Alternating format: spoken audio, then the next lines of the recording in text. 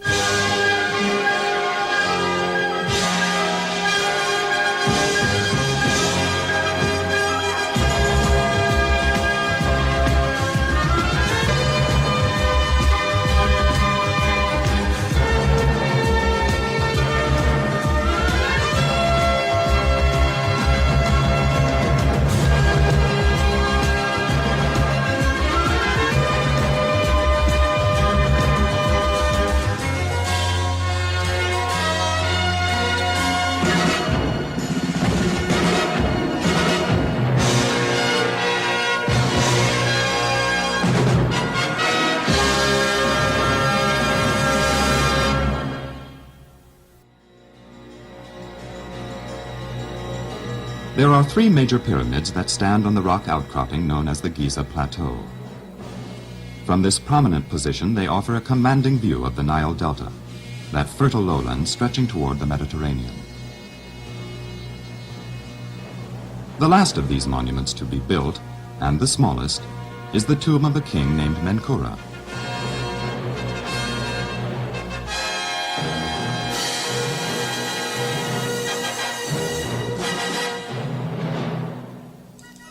Some 600 feet to its north, another pyramid towers above it. Larger and more impressive, it is the tomb of Menkura's father, Khephren. Part of the original casing still clings to its top.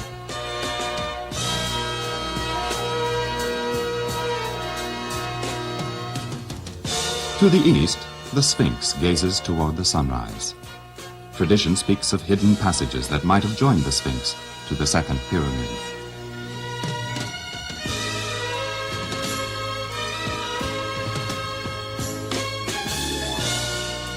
Mystical worship is said to have found expression in these now silent monuments.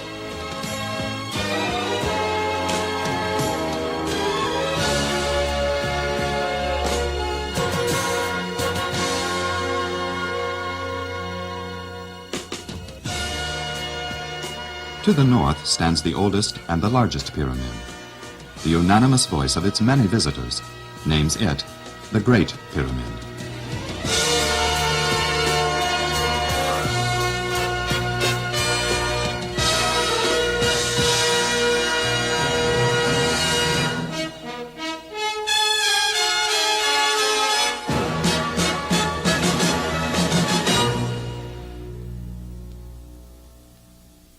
Some say it was, like the ones that followed, a tomb for a presumptuous pharaoh.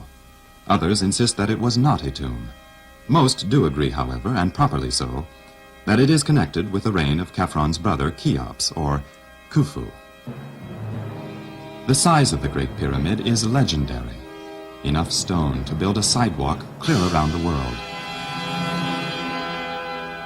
or pave a highway from New York City to Chicago, or to construct 20 Empire State Buildings. The core of the Great Pyramid contains over 2 million stones, averaging 5,000 pounds apiece. Originally, it was overlaid with an additional 120,000 limestone blocks. These highly polished stones shimmered under the desert sun. Thus, the pyramid remained in its dazzling perfection for some 30 centuries, until Arab sultans in the 13th century pillaged the shining outer casing stones for the mosques and bridges of Cairo. Strong mortar filled the tiny joints. only 1/50th of an inch separating each casing block. Ferguson, in his History of Architecture, exclaims, "Nothing more perfect mechanically has ever been erected."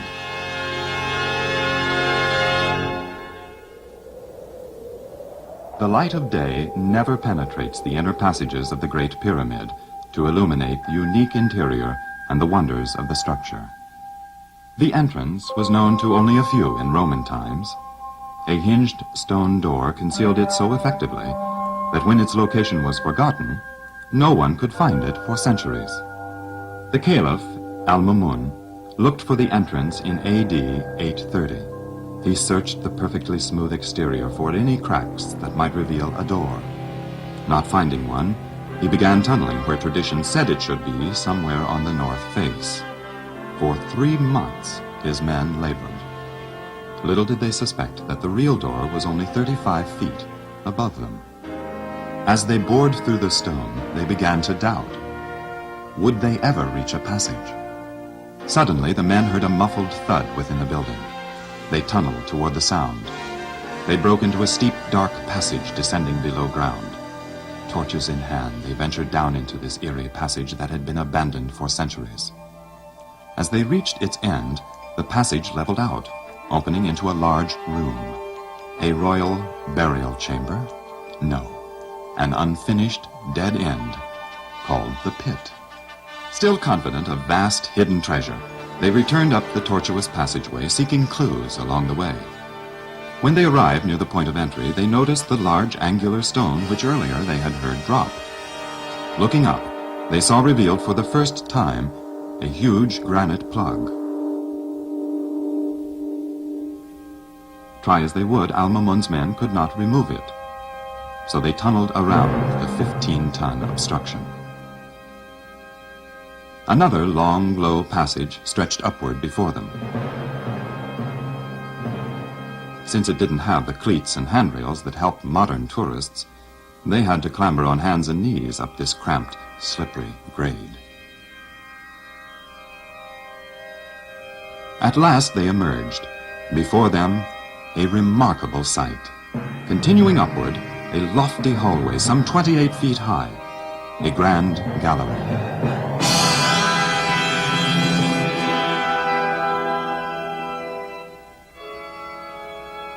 Tunneling below this horizontally was another cramped passageway leading to a large empty room.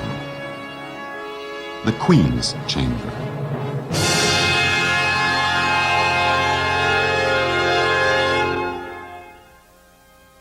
They progressed upward along the grand gallery, ascending into the dark beyond the reach of their glowing torches. Faint shadows flickered on the lofty ceiling, and still the men climbed. At the top, a great step. A low stoop into an antechamber. Another low passage, and then